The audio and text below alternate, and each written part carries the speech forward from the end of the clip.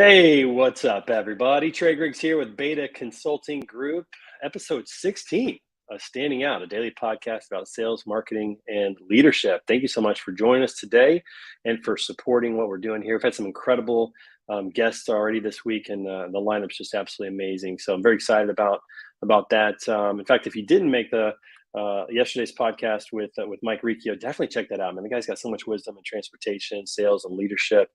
Really good content that came out of that, which was awesome. Today, my friend Kevin Coomes is on. We're going to welcome him here in just a little bit. Tomorrow, the king of dad jokes, TJ Knutson, is going to be with us to talk about sales and operations and what he's learned in his journey. We're going to get a halftime speech from Brent Orsuga on Thursday. That guy's just tremendous, so much energy and passion, and just a good dude, great entrepreneur. And then on Friday, episode 19, we're going to have Sarah Howes, SVP of product for Diesel Laptops, and she is just amazing in terms of talking about the connections between a product and the sales and marketing team that's out there pushing it and selling it. So make sure you come back for every episode, 10:30 a.m. Central every day, right here on LinkedIn, YouTube, or Twitter. And again, thanks for watching. All right, let's go ahead and get to our guest today. This guy is making waves and been around for a while in the industry, and had a couple of stops along the way during his journey. Now he's working for a company that's doing some awesome stuff in terms of data and pricing and rating and some other things like that. So very excited to welcome my good friend from Greenscreens, Director of Sales, Kevin Coomes. Kevin, what's up, brother? How you doing, man? Good, man. Good. You shortchanged me there. I'm the vice president of sales. Oh, vice president. Dang, blew it. Well, you know, I'm joking with sometimes what happens when you go live, right? You blow stuff up. It's fine. Yeah, that's why live is fun, right? You're in charge of the sales over there. That's the deal. You're in charge of making sure that you guys drive sales. So that's cool. Very good. Thanks for joining us, man. Good to see you. Yeah, how's everything in KC? It's good, man. It's good. It's warming up a little bit. Well, kind of. It got cold yesterday. It was warm. So welcome to Midwest living, right? Yeah, I know. You know all about it. So. Hey, being in St. Louis, whatever you guys get today, we're going to get tomorrow. That's kind of how it works. So yeah, that's right. I can fill you in. Rain. That's right. It's the way it goes. Yeah. Well, before we get started today, do a quick intro to everybody a little bit about yourself and what you're doing right now. Yeah. So as Trey said, I'm the vice president of sales right now at Greenscreens. I didn't say that. AI. That's right. I'll correct you. It's fine. But I've actually been in the freight and logistics industry for about a decade now. So started back with Carrier Direct, which is now Metaphora on the consulting side, doing a lot of different things, doing a lot of sales, marketing efforts. We did a lot of consulting projects, management consulting, things of that nature.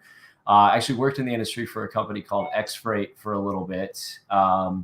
Doing day-to-day, slinging freight out there in the market. Had a sales team there of 6 or 7 people, and then moved over to the tech side about 5 years ago with Revenova TMS, I was director of sales over there, managing everything east of the Mississippi, growing our business, bringing on new customers. Grew probably about 1,100% while I was there at Revenova. So pretty big growth, and then.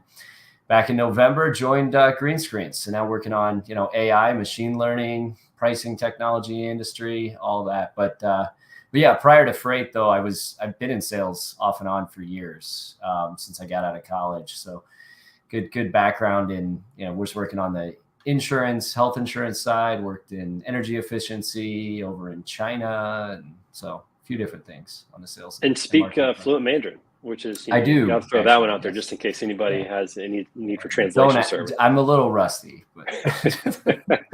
Not using it as much anymore as not quite. Yeah. Sales is one of those interesting professions where you don't really have to go to college to do well in sales. Not that it hurts you in any way, but you don't have to. Is there anything you learned in college that's helped you out as a sales producer or now a sales leader? Well, I drank a lot in college, so that prepares you for a lot in sales. the bar at trade shows is exactly. I mean, that's where you do a lot of business. So no. That might getting hard. It's getting harder at 37 than it was at 22, 21. That's right. You need some younger folks to come along and help out with that. Yeah, it is a good question though. On the sales side, I mean, I think the college experience in general, whether that's, in a fraternity or sorority, or you're playing sports, or you're in clubs, or you're doing that sort of stuff. I think it's a huge, that social piece of it, that networking that you start to build, and growing up and, becoming an adult and being independent in that regard is important. Your friends in college are not, the kids that you have the locker next to, right, in high school. So I think that's super helpful in expanding that kind of horizon, if you will, and helping with that piece of the sales process and building those relationships. From a college degree perspective, I studied international relations and political science and studied Chinese. So I'm in sales. So, right. I mean, it's not, I think you learn a lot from your curriculum and stuff that you can maybe apply in that regard, but there's no degree for sales necessarily, right? You can get a degree in business or finance or something else and learn about the processes of growing a company and doing all that. But it's a relationship business, right? So I think from a college perspective, I mean, I think that's the biggest thing you take away from that total experience at university is kind of being independent, being out on your own and kind of growing that network. So even selling technology, it's still a relationship business. People, you're still selling to somebody who's going to write a check or put in a credit card or whatever they're going to buy. And at the end of the day, people want to do business with people that they like, who they know, who they trust.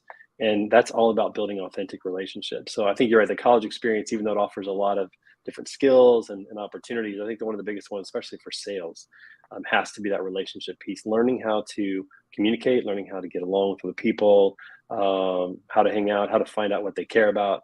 And then for me, I was a communication major in college, so I guess it's kind of come full circle now that I'm just talking all the time, which is fun. But also the listening side of communication as well, and making sure that you're able to listen to what people are saying and identify problems and then communicate your solutions. Like there's quite a few little skill sets in there, but not necessarily a direct skill set or degree that says you're going to be in sales, which is interesting when you think about it, because marketing is a degree. Why do you think it is that they don't have sales as a degree in college? Maybe that's not a question for this podcast, but I'm going to throw that to you. Why do you think it is they don't have a degree for sales at most colleges? It's a very philosophical conversation, I think. Maybe. We didn't plan this, but just came to my mind. Yeah. That's a good question. I mean, especially now, right? If you look at the economy and you look at the service industry, technology, right? A lot of jobs are sales now. I mean, even if you're not in sales, you're still selling at some point within 100%. Your business a lot of times, and building those relationships and networking in that way. I think sales is hard to define what sales is in particular. I think branding, messaging, your own image, your network, those types of things are kind of fluid, right? How do you teach that to people? It's like, it is kind of philosophical, back to my previous point, right? About how you approach that and how you build those relationships to get someone to buy a product from you or buy something from you. People buy from people that they trust. They see value in something because of, they see the nature of the product. This person I trust believes in it, thinks it can help my business, and I buy a product. That's a hard thing to teach somebody in a class, right? Or a curriculum, I guess. Yeah, no, you're right about that. But I'm thinking in my head, like, gosh, this would actually be a pretty good major. Like, think about it. You would learn about business. There'd be some business classes in there. You'd take some marketing classes. You'd take some communication classes. I mean, if you came out with that type of a degree and learned those things, I think that would be, I can't believe they don't have it yet. Maybe I'm onto something. Actually, yeah. Maybe I'm not. I guess you could put together a curriculum around different disciplines that play into sales. Yeah, exactly. Robin, I'm with you. We should definitely get an honorary master of sales degree for this. Or maybe we put the program together. They'll put our name on it or something. I don't know. But the Robin Hyra School of Sales, maybe. That's like the next thing. There you go. Yeah. or something. Yeah. Robin would be a professor emeritus. She'd be solid, man. She'd be like, she'd be solid to teach those types of classes, no doubt about it. So, but it is an interesting thought when you think about sales. Sales is the one job that you have to train well, because there's really no training prior to doing it. In fact, I tell people that if you really want to get good at sales, go do door-to-door sales for a year. Like that's, you do that for a year, you'll learn more in that than you would probably in your 4 years of college, which is sad. I think they should actually have something in college, but anyways, we'll look for that Robin Hyra School of Sales coming out soon. We'll see what happens with that, but just an idea. All right. Anyways, moving on from there. When did we meet, man? How long ago did we connect? I can't even remember. Must have been like 6 years ago, 7 years ago, probably. Yeah, It's been a while. It's been probably a trade probably. show Yeah, somewhere. you might have been at. Were you at DAT then? 6 or 7 years ago? I don't know. No, I was at DAT. I left there in December 2014, so about 8 years ago. Yeah. So I Okay. was probably at My Fair World Port TMS. We both have had kind Oh of yeah, an yeah. interesting career of kind of stopping along the way, which is kind of the new thing now. I don't, my father-in-law, he was at Boeing for 30 years. He retired and all that. I think that was pretty common back then, but for our generation and those coming up, it seems like having multiple stops along the way is pretty normal. And I found it to be actually pretty effective for my development and those types of things. What are some of the lessons you've learned along the way, being at different companies, that's really helping you now as you're building a company at Greenscreens? Yeah, it's a good question. And to your point, I think it's become more common with people because of maybe the lack of a sales degree. But you because you learn, you meet a lot of people along that path, going from company to company, mentors, colleagues that aren't mentors, right? Even people that are parallel to you, that have different ideas, different concepts about selling, right? Or about marketing or branding, that sort of stuff that you learn from in the process in going from company to company. I think it's been huge for my growth as a leader and as a salesperson, is building those relationships. I think one thing I've learned in my career, to your question, is never burn bridges. You don't know who's going to be your boss. You don't know who you're going to be partnering with, doing business with, selling to, right down the road, that you could be working with, right? I always tell people, like, in business, it's not personal. You don't have to like everyone. Right? They don't have to have friendships and personal relationships with all these people, but you can always learn something from different people, right? Even if you don't get along, or you don't see eye to eye on certain issues. I mean, there's a million people throughout my career that I've learned a lot from over the years. People in our industry, right, that are super successful now, right? That when I started working with them, and I don't mean this in the context of people I don't like. So I'm gonna preface that when I name some of these If you're people, out there I don't and you mean got a that. little Yeah, rub yeah, with yeah. Kevin, No, this isn't no, about no, you. no. I don't mean this in the context of that. These people that I'm about to bring up are still good friends, still people that I talk to quite frequently. But with Carrier Direct, when I first got over there, prior to that, I wasn't in the industry. And so I was working in China prior to that. I was back in KC for 6 months after China. And I had my own business in China with a business partner. We were doing energy efficiency, building efficiency technologies, completely different than what I'm doing today. But when I met, the first person I met at Carrier Direct was Joel Klum, who is now the COO at Worldwide Express. We're still very good friends to this day. And learned a ton from Joel, right? He was only a few years out of college at that point himself, and but brilliant guy. And he convinced me to take the leap, move up to Chicago on a whim, start working for Carrier Direct. And the people that I worked with there, unbelievable. We still talk about it to this day. Some of the brain trust that we had there. Jet McCandless was there, obviously, at P44. He and Joel owned the company together. Eric Moline, who's out at Baton and was one of their founding employees out there now at Baton. Brad Berlin, who was a COO at Global Trans at one point at the beginning and has been in a couple of different major ventures now. Peter Rentschler, who's running Carrier Direct now. I mean, these are people who are all names that people know, that are really, really intelligent. Household names within transportation. Yeah, doubt. Yeah. Right. That are on panels, that are speaking to what's going on in the industry. And then you fast forward, right, at X Freight with Charles Morale, really great guy, very good visionary, good tech guy that I learned a ton from. Transitioned that to Revanova. Charles Craigmile and Mike Horvath and Dave Craigmile, the CTO over there. Guys that weren't in the industry, but tech guys, learned a ton of stuff about tech sales, right? Tech branding, tech marketing from them that I didn't have in my past. So it's like, there's always something to learn from people, right? And you go from that position to position at different jobs, as long as it's for a better opportunity, right? And you're not burning bridges and it's helping you advance your career. You're not just doing that merry-go-round from job to job because you're fickle. I think there's a lot of value in that. I think you learn a lot from those people, and you become more successful by nature of being around them and learning from them. Yeah, without a doubt, and it definitely helps if you like the people and they like you. That makes it Yes, easier. yes. But I I can liked all definitely of those attest that. people, to be clear, Yeah, but even if there's like a that I just personality named. clash or you just don't quite get along with somebody, you can definitely still learn from a lot of Yeah. people, and I think that's true of the people that maybe we have good feelings about that we got along with, the people maybe we didn't.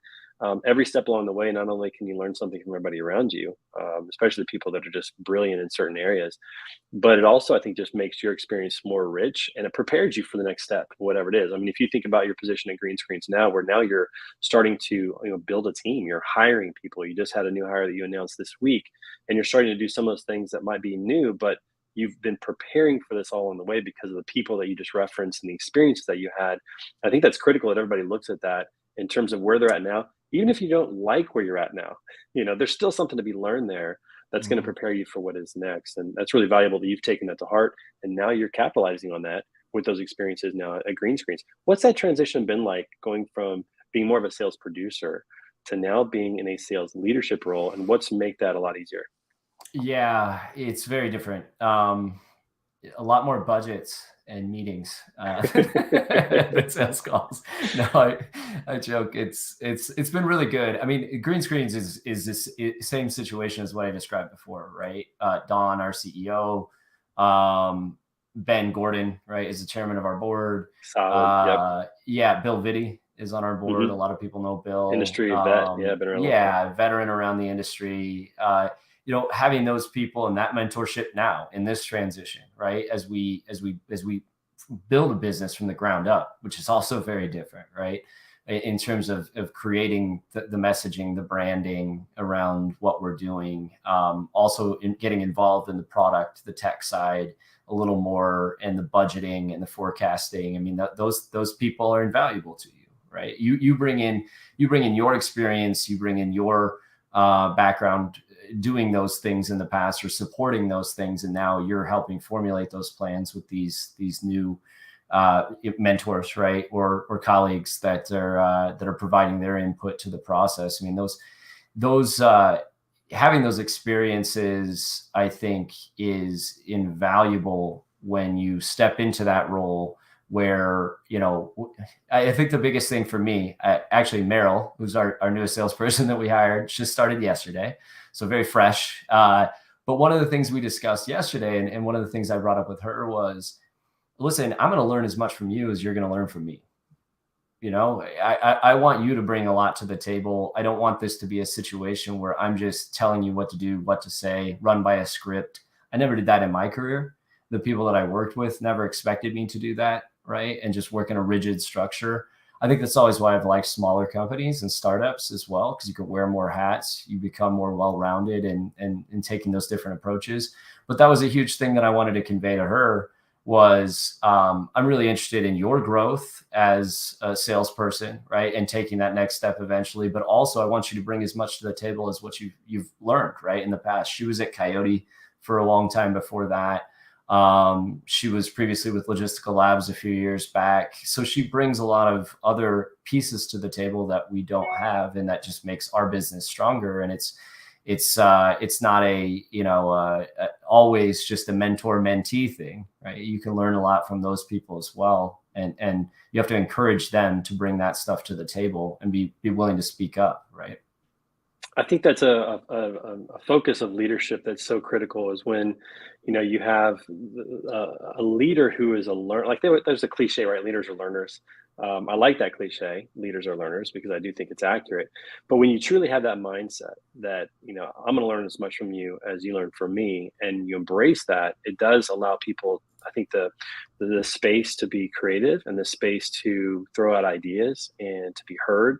And when you have that and you build that trust, it just allows speed to go much faster. People know that they can make some decisions and that they're not going to be criticized necessarily for the decision. They might be evaluated, and you'll keep working out to make those decisions better. But I do think it frees people up to contribute and be a part. And so it's really great that you've experienced that with other leaders who have let you pitch in along the way. Now you're doing that as a leader, saying, "Hey, there's a lot of things you have I don't have. So let's put it all on the table, and let's make this as good as possible." And that's really critical, I think, from a leadership standpoint. So really great that you had that experience. What's been the, like when you think about mentorship, when you think about leaning on people who have been a little bit further ahead of you, and then being a mentor yourself and giving back to people that are maybe a little bit behind you on the road coming up. What's your view on the value of mentorship, and how do you approach that?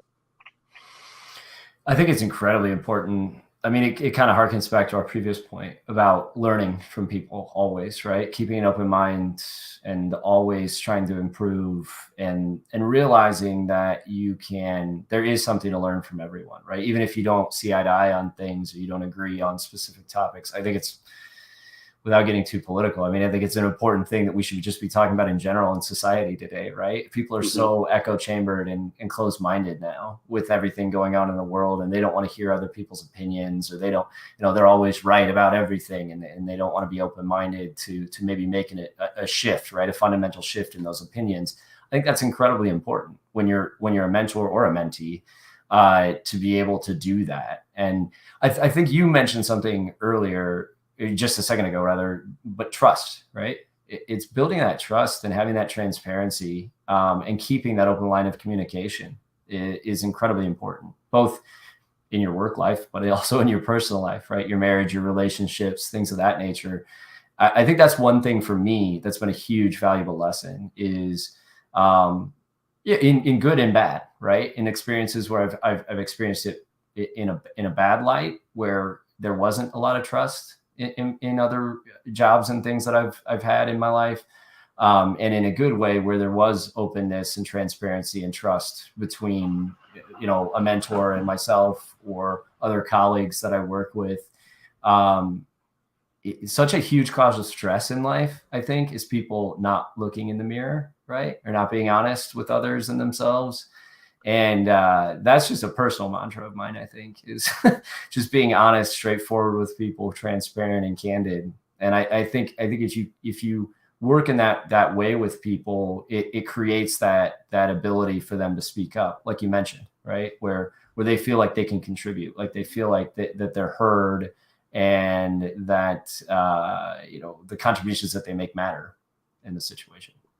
Yeah, no, I think you're right on about that. It's so critical as a leader to develop trust and to make sure people feel heard and appreciated and those types of things. And two, just two quick thoughts in terms of like personal growth. And we've talked about this a few times on other programs and behind the scenes a little bit. But if you're the smartest person in the room, you're in the wrong room, first of all. So put yourself in a room that you're learning from everybody else that's out there. But the second thing is, if you're in a room with everybody that believes the way you believe, you're also in the wrong room. Get yourself around people who have different ideas and different thoughts, and hear them out, and then ask the follow-up question. How did you arrive at that position? Why do you think that? Or what led you to believe that? Not in a critical judgment kind of way, but really in like a curiosity kind of way. My dad used to tell me all the time growing up that curiosity is the key to learning. Having a curious mindset of wanting to just know, wanting to understand. You can make the judgments later after you hear the arguments, right? But right now we're not even hearing the arguments. We're not even letting people tell us why they think a different way than we do. And in business in particular, man, that can be, I think, detrimental on a huge scale. Because like you said, you've got new employees now that you're working with. You've got Dawn, who's a great CEO that you're working with. You've got Meryl now, and you have these different ideas. And if you're not open to those different ideas, then you're just doing a harm and a disservice to your company and to yourself. So I would just say, make sure that you're not in the room where you're the smartest, and you're not in the room where everybody believes the same way you do. And if you can do those two things, you're going to grow a lot. And I think from a business standpoint, your company is going to benefit greatly from everybody contributing their individual experiences. So I love that. Greg Roberts says, leaders speak last, hear and absorb everyone else's opinions or info. And I love that. And that's hard to do, to ask a question and just be quiet. Yeah, it's incredibly important. I mean, I think so. There's a book. I don't know if you've ever heard of the Lean Startup before. I haven't. No. Who's it by? Do you know? Oh God, you're gonna put me on the spot. I can't think of it. We'll try to look it up and get it in the comments. Look it up. He's still relatively young. The guy that wrote it. He's a startup entrepreneur. Rise. I'm not sure. Silicon Valley. He'd done a few different things in his past that were both failed startups and a couple successful startups. Anyways, the whole principle of Lean Startup is that anything can be a startup, right? Like a portion of a larger corporation can be a startup, as long as you're keeping openness and open lines of communication, the willingness to pivot, right, and change your opinions, change your ideas. That's a huge tenet of that book. Is that a lot of failed startups revive themselves because they pivot, right? They may have had an idea and a vision for a certain product or technology that wasn't very good, right? Or it didn't succeed. But in doing that, they created something else ancillary that they didn't even realize they had. They pivot and that thing becomes successful. And to your point about like keeping that open mind and the willingness, right, to change your opinion, the willingness to listen and to make adjustments to your own beliefs and your own structures is a huge part of that. Because if you're not willing to do that, then you're going to live and die by that sword, right? Yeah. You're going to die on that hill, whether the ship's burning and it's all going down around you. You're going to be the guy that's going, that's still working. Everything's fine. No, you're absolutely right. I mean, in my very short entrepreneurial journey of all of 2 months now, I've already pivoted in terms of what I'm offering, because of what I discovered about myself in the process. Also, what I discovered most importantly about the market and what the market either wants, needs, or is open to accepting. Like, I don't pretend that I'm the guy who knows what you want before you want it, like Steve Jobs. I'm not that kind of entrepreneur, but certainly, listening to the market, or one of the things, for example, is I had the opportunity to MC, the mastermind event for Lean Solutions Group back in February, and I had several people come up and say, "Hey, have you thought of doing this for other organizations?" And so I hadn't at all. Like, that was not even on my radar. I love doing it, and there's a lot that goes into it. There's writing the script for the entire show, working with the organization on the program, working with the audiovisual on cues and transitions. I mean, there's a lot that goes into it, but I loved it. Like, it was just fun. And as more people came up to me saying, "Hey, have you ever thought about doing this?" It's like something went off my brain. I'm like, maybe I should offer this. Maybe this would be a valuable service. And now that I'm talking to other organizations, I'm finding that it is. And so the pivot happened pretty early that I wasn't even thinking about. Or I could be pounding my fist that, no, you need a sales playbook. You need a sales playbook. And even though organizations do I really want to offer that? No. So I stopped. I took that off my website. I don't want to do that. I actually want to help people with messaging, branding, content, and this MC work. I would not have come to that conclusion on my own. And then this pivot hopefully will be a successful one. But even in 2 months, it's happened already. And I think it's just being open to hearing from other people and different ideas about how things might work better. So I thought that's really, really critical to do that. Okay. Let's transition. Let's finish off with one more thing. We're really down to 3 minutes. Gosh, went so fast. These might need to be 45-minute shows. I don't know, man. 30 minutes is not long enough. But I want to just ask you real quick about just for the people out there who are selling tech, because you're in tech and you've been in that space for a while now. What are some keys or some advice that you would give to people out there who are selling tech in order to be more successful? Yeah, so there's two different things with the technology sell that I think is very different than anything else, right? A lot of people go into technology sales with like value prop, right? Like, this is the money we're going to save you, or this is the thing that we're going to do, and it's important. It's important to help businesses understand what the technology is going to do to improve their current structure, right? Their efficiencies, their effectiveness, whatever that is.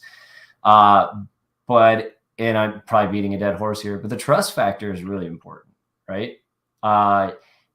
Don't go in there and just tell them things that you think they want to hear, right? To push your product.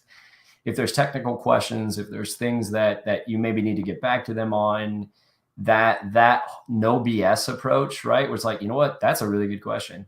Don't think I've had that question before. Let me go ask our development team, right? Or let me go ask, I'm going to go ask Don, who's our CEO, is also our chief product officer, to see about, are we working on that? Have we thought about that on a roadmap or something? Far too often, I think people are so quick to just try to make a sale in tech. And part of that, I think, is our own issue, right, with technology, because it's very fast paced, right? There's a lot of venture capital money, there's a lot of private equity in there, and there's this drive to grow, right? And so they're quickly just, let's close contracts, let's get deals done. I'm going to say whatever I need to say to get that going. And far too often what that does is it creates animosity in the customer, right? Because they're going to get on board and, oh yeah, remember that roadmap item you said was there? Like, well, what's going on there? Yeah, we're not doing Yeah, that. we're not. It's not. It's not gonna happen right. until next year, the year after that, right? It's like That's right. that's like that's half my business. Yeah. Like with Greenscreens as an example, like, oh, you guys don't quote over-dimensional specialized freight in Greenscreens? Oh, that's half my business. It's like, oh well, Right. yeah. Right. Remember that value add we talked about? It's not there anymore. And I think far too often that's kind of the pressure that people are under to close deals, and they don't do that. I mean, that's I think incredibly important, is that trust factor, being honest with the customer, right? And being transparent, to our previous point. The other thing, though, that is incredibly important with tech is people fall into the trap of, I'm stuck on just closing contracts, right? Or I'm stuck on just building my pipeline and doing demos, or I'm stuck on just chasing new leads, and they get stuck in one mode or not the other. You have to constantly shift modes. You always have to be chasing new leads to fill the funnel. You got to be doing demos, and you got to be doing follow-ups with the customers that you've already talked to make sure that you're progressing, right? Those deals that you filled in. And then you always have to have that subset of customers where it's like, these are the people I think I can close right before quarter end or whatever, that I can line up and get those contracts done and hammer those out. I think that's incredibly important. And that's huge. That's hugely a part of your process, right? And whatever systems, whether it's a CRM or, you have an email system, or you have connections between your CRM and your email and your follow-ups and your calls, or whatever that is. It's really important to have that process so you don't get trapped in one of those stages, and then all of a sudden your pipeline's empty, right? You close a bunch of contracts, great, but now it's going to take you 3 more months to ramp up again because your pipeline's empty. So that, I think, is a hard thing in tech, and it's a hard transition when people move from other sales into tech, which are longer sales cycles and things of that nature, but incredibly important to pay attention to. Yeah, I mean, if you're using the processes correctly, making sure that you're becoming a professional salesperson, using the technology well, staying organized, those are all really critical components with tech. And the other thing, I've had a chance to sell tech a little bit as well in my career. And the other thing that I noticed too is, like you said, is being really honest about what your tech does and doesn't do. Because tech's an interesting thing where if it doesn't do it, yeah, technically you guys could build it and it might be quick, but it's probably not going to happen. It's not on the prioritization scale. It's not actually going to get done anytime soon. So, it kind of goes back to the trust factor you talked about, under promising and over delivering in your tech to where they absolutely love it and they can't live without it, as opposed to thinking about all the things that you told them it would do that it can't do. It's just going to burn the bridges and make it harder to keep a customer moving forward, and retention rates will go down, all those kind of things. So I'm totally with you on that and in complete agreement on that. Dude, I can't believe we're at 33 minutes. If you're still watching, thanks for watching. I know we're past the time that we said we'd take from you today, but Kevin, thanks so much for being on the show today and always just bringing your experiences and your wisdom. We really appreciate that. I hope you'll come back and see us soon.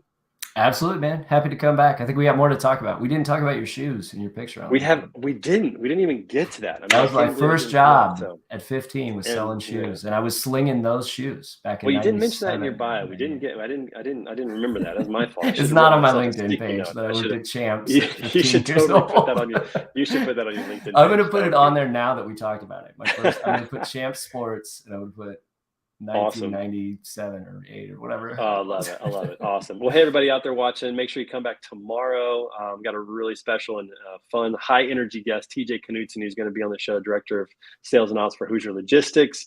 And come back every day at 10:30 a.m. for more Standing Out, a podcast daily about sales, marketing, and leadership. And again, I'm Trey Griggs of Beta Consulting Group. Check us out at betaconsultinggroup.com. And until tomorrow, you guys have a wonderful day. Kevin, thanks, man. We'll talk to you soon. Yeah, I appreciate it, Trey. Talk soon. See you guys.